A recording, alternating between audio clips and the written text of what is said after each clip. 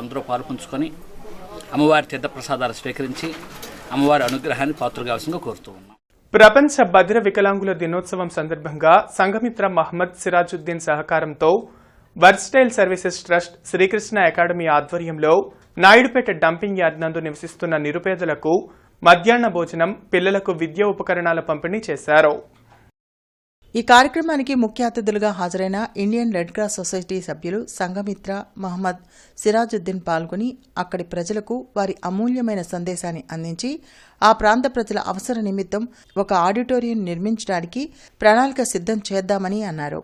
Trust chairman పాసం శ్రీకృష్ణదేవరాయ యాదవ్ మాట్లాడుతూ చూపు లేకపోయినా మాట వినికిడిలోపు ఉన్నప్పటికీ ప్రపంచంలో మొట్టమొదటి గ్రాడ్యుయేట్గా పేరుగాంచిన బధిర దివ్యాంగుల సంక్షేమం కోసం తన జీవితాన్ని అంకితం చేసిన హెలెన్ కెల్లర్ జయంతి సందర్భంగా జూన్ 27న బదిరీ వికలాంగుల దినోత్సవం జరుపుకుంటున్నామని అన్నారు.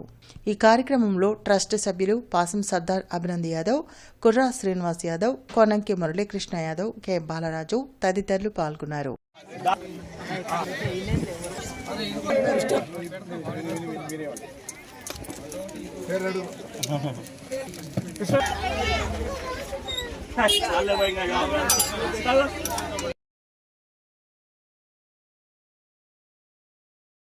పశ్చిమ